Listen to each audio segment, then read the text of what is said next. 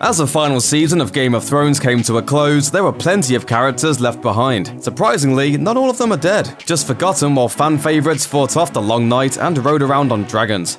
Long before sparks flew between Jon Snow and Daenerys Targaryen, the Dragon Queen had another lover. And we're not talking about the dearly departed Khal Drogo. Daario Naharis was at one time a lieutenant of a sellsword company called the Second Sons, who proved his loyalty to Dany by killing his commanders and taking control of the group in her name. Why? Because he had a big old crush on the Breaker of Chains.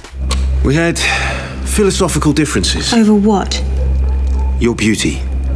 It meant more to me than it did to them. As Dany and her army took over the cities of Slavers Bay, Daario got more and more flirty, eventually earning himself a place in her bed. As a queen, however, Dany's marriage would have to be a political one. So as much as Daario's pretty boy looks amused her, Dany never quite returned his affection. This is why she left him behind in Essos to help rule in her stead, breaking her ties with him at Tyrion's prompting, and leaving Daario lovesick on another continent for the events of the final season, which probably worked out for the best.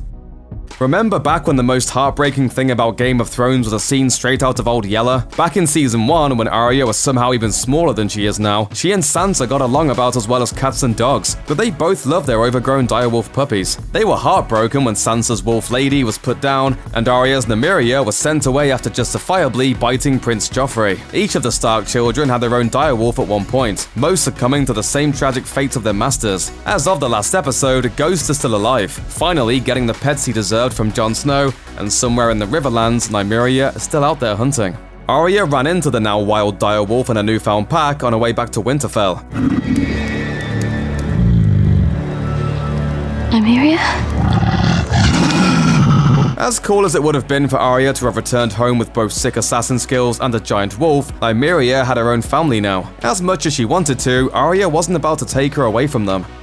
Without Meera Reed, Bran wouldn't have made it back to Winterfell in order to reveal the great big secret of the series. Meera was tough as nails and an uncanny archer. While she was unable to save her brother from dying at the hands of the Whites, she does deserve a few points for patiently sitting in a creepy, cold cave during Bran's trips into the past, shattering a White Walker with a spear, and getting the three-eyed raven back to Winterfell in one piece. In the end though, the only thing she gets from Bran is a blank look and a half-hearted thank you.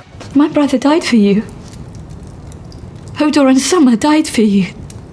I almost died for you. Understandably frustrated, Meera reminds Bran of all the people who sacrificed themselves to hold the door and save him. Of course, in response, he counters that Bran Stark did die. Long live the three-eyed raven. After all that, Meera finally goes home, taking a well-deserved rest and staying out of the ensuing drama of the final season. In a rather controversial cameo, British pop sensation Ed Sheeran appeared as a soldier during the 7th season, sharing a fireside meal with Arya and treating her to a song. Actress Maisie Williams was apparently more than a little starstruck, but alas, Sheeran's character wasn't destined to stick around. When his character Eddie appeared, he was part of the Lannister forces sent to the Riverlands after Arya's brutal assassination of Lord Walder Frey and most of his house. Unfortunately for Eddie, we know that those in gold and red armor eventually met with a fiery fate on the Gold Road when Dany, the Dothraki, and Drogon absolutely destroyed them in battle. Remember those eerie shots of men turning to ash under the incredible heat of Dragonfire? Poor Ed Sheeran probably ruined his singing voice screaming for his life. The good news, thanks to a conversation about Eddie the Ginger in Season 8's first episode, we do know that he survived his encounter with Drogon, just not in a particularly pleasant way. Came back with his face burnt right off. He's got no eyelids now.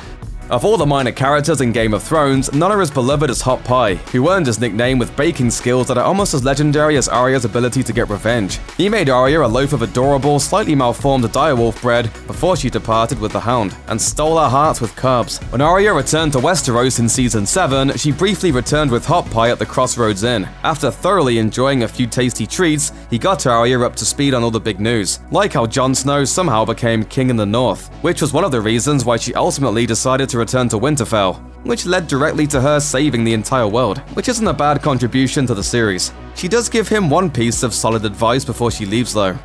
Take care of yourself, Hot Pie. Try not to get killed. No, I won't. I'm like you, Harry. I'm a survivor.